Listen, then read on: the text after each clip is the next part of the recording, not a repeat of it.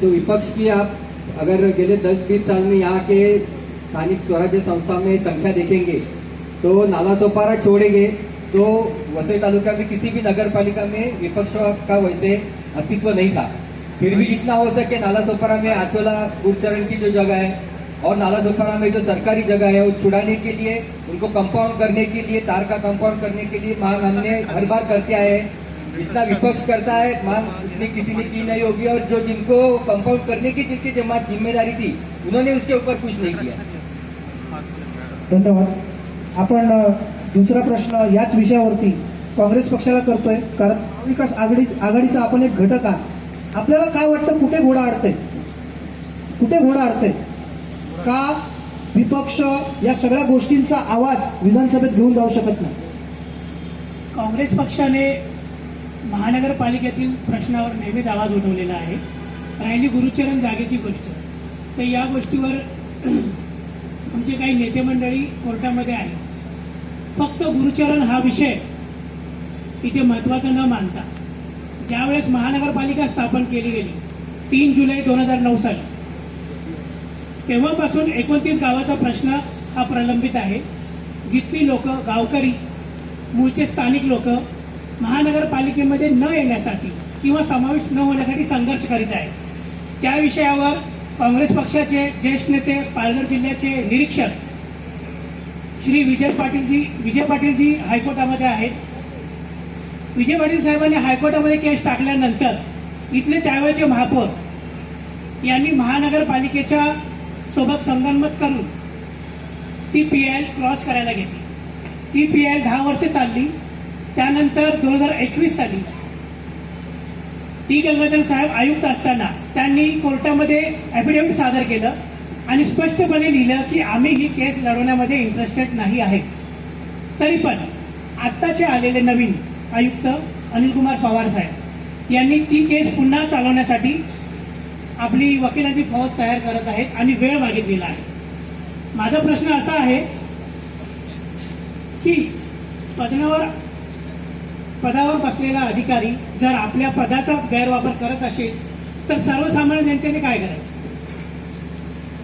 पत्रकारांना विनंती करतो की या संदर्भात आपण एक प्रश्न काँग्रेस पक्षाला विचारावा। सचिन जी, सबसे महत्वपूर्ण यहाँ पर दिखा है मंच, यहाँ पर यदि सत्ता पक्ष का भी व्यक्ति हिम्मत करके यहाँ पर खड़ा होता तो लगता कि सवाल किया। यहाँ पर सत्ता पक्ष का व्यक्ति नहीं खड़ा है, इसका मतलब ये सही है कि सत्ता अपने आप को पीछे या मुंह चुराने वाला काम कर रही है। एक प्रकार से देखा जाए तो यहाँ पर नहीं खड़ी। सबसे पहले वाघमारे जी से करूं तो वाघमारे जी जिस हालत में है उसी हालत में विपक्ष में पत्रकारिता करते हुए हम भी उनसे सवाल कौन सा करें। सवाल ये होता है भाई, शहर में अनधिकृत बांधकाम, शहर में पूरी तरह पानी की व्यवस्था कम है, शहर में आयुक्त जो आए हैं उन पर आरोप लगता है कि वो किसी एक पार्टी के लिए काम करते हैं। अब वो इस पूरे माहौल में वाकई जी सवाल सिर्फ आपसे इतना है कि कांग्रेस के जब महाविकास आघाड़ी सरकार थी उस दरमियान नाना पटोले जी सरकार में मंत्री थे, उस दरमियान यहाँ पर गंगाधरण जी आयुक्त थे।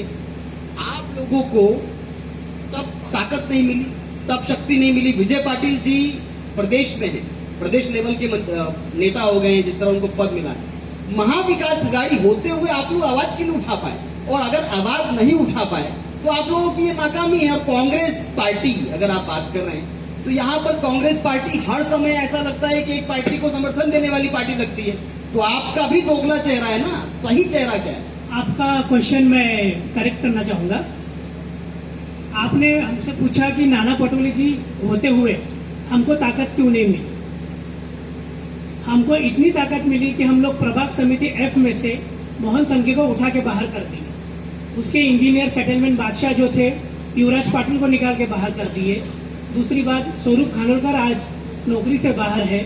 ये कांग्रेस पार्टी की ताकत थी जो उमर कंपाउंड में जो काम कर रहा था उसके खिलाफ आवाज उठाई थी, जिसमें सरकारी अधिकारी सस्पेंड हुए।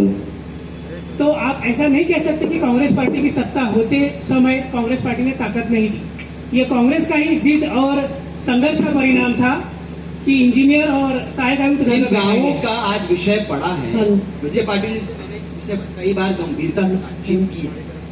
जिन गांवों का विषय आज भी लंबित है कोर्ट में, अगर सरकार चाहती, महाविकास आघाड़ी जब सरकार थी, तो उसकी नीति और नीयत सही होती तो शायद सरकार अपना पक्ष कोर्ट में सबमिट कर ये मुद्दा खत्म कर सकती।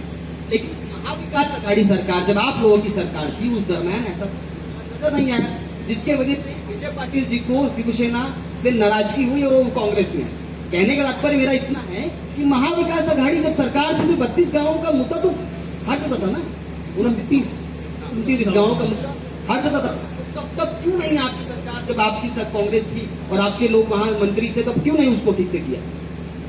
अभी जब महाविकास आघाड़ी सत्ता में आई थी, उस समय कुछ समय बाद ही लॉकडाउन लग गया था और हाईकोर्ट में वो विषय फाइनलाइज पे था। आपको लगता नहीं है वो किसी भी विषय पर ये लॉकडाउन, ये कोरोना, ये सब बहाना सा तो लगता है। बहाना नहीं था, उस समय कोर्ट कहाँ चल रहे थे? कोर्ट नहीं, बाद में चला, बेहतर आप जानते हो। देखिए कोर्ट बाद में चला है और फास्ट ट्रैक पे चला है कोर्ट में। अगर उसमें सरकार का पक्ष मांगा जा रहा था और उसी का इंतजार था कोर्ट में, लेकिन तो भी लगातार आपकी जो कोर्ट कमेटी है, उन्होंने उद्धव ठाकरे से, मुख्यमंत्री जो तत्कालीन थे, उनसे मुलाकात भी की और कमेटी से मुलाकात हुई थी, बात भी हुई थी और निर्णय भी 29 गांवों के पक्ष में ही लगा था। लेकिन अगर आयुक्त बदली हो जाते हैं और वो पुनः केस लड़ने में इंटरेस्ट दिखाते हैं तो वो तो सत्ता पक्ष की गलती नहीं होती। पहली वाली तो छूट आप लोग नहीं तो जब पहले हमारी सत्ता थी उस समय तो गवर्नमेंट ने, महाराष्ट्र सरकार ने तो डिसीजन दिया था कि ये गांव माइनस किए जाए।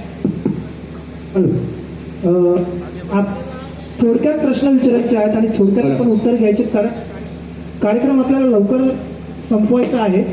मी बीजेपीचे वर्मा साहेब, आपले मित्र मयुरेश वाघ, आप आदमीचे जॉन परेरा साहेब, रवींद्र मापलकर साहेब आणि रामदास वाघमारे साहेब, बघा इथे प्रश्न अनेक आहेत. इथे प्रलंबित प्रत्येक प्रश्न आहे. प्रश्नांची जर आपण प्रश्नपत्रिका वाचायला निघालो ना तर आपल्याला दिवस कमी पडतील. हे ना कुठेतरी आपल्याला थोडक्यात प्रश्न विचारून थोडक्यात उत्तर त्याची मागवायची आहेत, कारण मुंबईवरून आलेले आहेत काही, त्यांचे काही प्रश्न आहेत. मी गायरान जमिनीचा प्रश्न खास करून आगरी सेनेच्या चेतन गावण यांना विचारतो, कारण ते पालघर जिल्ह्याचे जिल्हाध्यक्ष आहेत. चेतन साहेब, आपलं काय मत आहे या विषयावर? मी पालघर जिल्हा ग्रामीणमधून इथे आलेलो आहे. तुमच्या वसई विरारच्या शहराच्या सर्व नेत्यांना तसेच इथे उपस्थित असलेल्या पत्रकारांच्या दर्शक एकच गोष्ट आणून देऊ इच्छितो. सुप्रीम कोर्टाच्या निर्देशानंतर, म्हणजे जे अब्दुल सत्तार प्रकरण झालं त्यानंतर सुप्रीम कोर्टाने निर्देश दिले की गायरान जागेवरील अतिक्रमणं काढून टाकण्यात यावी. महाराष्ट्र सरकारला निर्देश दिले जवळजवळ 2,22,153 अतिक्रमण इथे निष्कासित करायचे आहेत आणि 10,089 हेक्टर जागा मोकळी करायची आहे.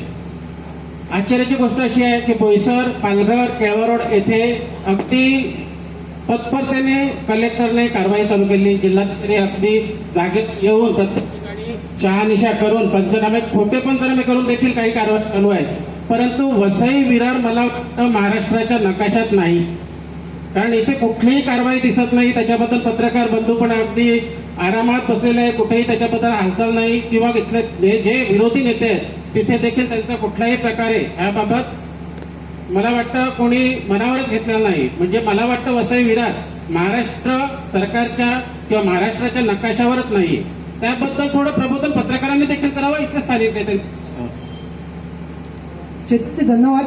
विषय आला पत्रकारांचा, तर पत्रकार आपलं काम अधोरात्री करत असतात, परंतु कुठेतरी संवाद होत नसल्यामुळे हे सगळे प्रश्न निर्माण होतात. मी हितेशजींना प्रश्न विचारेन, कारण या धर्तीवरती आपण ज्या अपंग असतात त्या अपंग बांधवांसाठी इथे जमीन आरक्षित नाही. आपल्याला काय वाटतं? आपला पक्ष तर अपंगांचा आणि अपंगांच्यासाठीच निर्माण झालेला आपला पक्ष आहे. असं असताना आपली भूमिका काय आहे?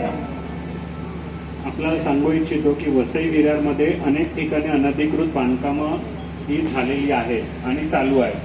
परंतु जसा आपण मुद्दा उपस्थित केला गायरान जमिनी किंवा अनधिकृत बाबतीत, तर मी एवढं सांगतो की अनधिकृत बांधकाम हे कोणत्या अधिकाऱ्याच्या कार्यकाळात झालं होतं हे पहिलं आपण पाहिलं पाहिजे आणि मग त्या अधिकाऱ्यावर पहिले कारवाई केली पाहिजे. त्याचं कारण असं की सामान्य जनता ही पहिलेच अनधिकृत बांधकाम घेऊन फसलेली आहे आणि परत आपण त्यांच्यावरती जर हातोडा चालवणार तर परत त्यांच्यावरती अन्याय होणार.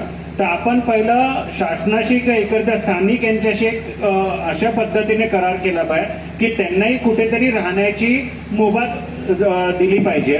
दुसरा मुद्दा असा की जे सध्या परिस्थितीत अनधिकृत बांधकामं जे चालू आहेत तर हे तात्काळ थांबवले पाहिजेत आणि जर ते थांबवले जात नाही तर इकडच्या अधिकाऱ्यांवरती अशी म्हणजे आम्ही तर नक्कीच याचा पाठपुरावा करून त्याच्यावरती हे करतोय की त्या अधिकाऱ्यावरती कशा प्रकारे कारवाई केली पाहिजे आणि हे जेव्हा सगळ्यांनी एकत्र आलं तरच त्याच्यावरती काहीतरी रोख लागला जाईल. त्याचं कारण असं की इकडचे सत्ताधारी पक्ष आणि इकडचे जे अधिकारी यांच्या संगमतानेच इकडे सगळं अनधिकृत बांधकामाला वाव दिलं जातं. हे माझं स्पष्ट आरोप आहे. चेतन भाऊना काहीतरी बोलायचं या विषयावरती बोला थोडक्यात आपल्याला. पुन्हा मी माझा मुद्दा प्रकर्षाने मांडतो. प्रश्न अनधिकृत बांधकामाचा नाहीये. सुप्रीम कोर्टाच्या निर्देशानंतर ज्या जागा गुरसरण आहेत किंवा गायरान आहेत त्या जागेवरची बांधकामं निष्कासित करण्याचे 100% बांधकामं निष्कासित करण्याचे जिल्हाधिकाऱ्यांना आदेश देण्यात आले आहेत. जिल्हाधिकाऱ्यांनी ते आदेश दिले परंतु वसई विरार वगळून ते आदेश दिले. मग मला एक सांगा, वसई विरारमध्ये गायरान गुरसरण जागा नाही आहेत का? आणि जर गुरसरण जागा आहेत तर जसे आता आमच्या केवळ स्टेशनला तर पूर्ण स्टेशन जमीनदोस्त केलं परवाच्या दिवशी. मग त्या प्रकारे ही कारवाई वसई विरारमध्ये का झाली नाही? म्हणजे कदाचित वसई विरारमध्ये गुरसरण किंवा गायरान जागाच नसतील असं देखील असू शकतं. त्याबद्दल मला काही माहिती नाही. परंतु ह्या गोष्टीचा शोध प्रामुख्याने पत्रकारांनी आणि इथल्या विरोधी पक्षनेत्यांनी घेतला पाहिजे. हा मुद्दा आहे. मुद्दा अनधिकृत बांधकामाचा नाहीये. मुद्दा गुरसरण जागेमध्ये झालेली अतिक्रमणं जर सर्वोच्च न्यायालय म्हणते काढण्यात यावी तर मग वसई विरारमधली ती का काढण्यात येत नाहीये आणि कलेक्टर त्याच्याबद्दल आग्रही का नाहीये? खरं तर हा प्रश्न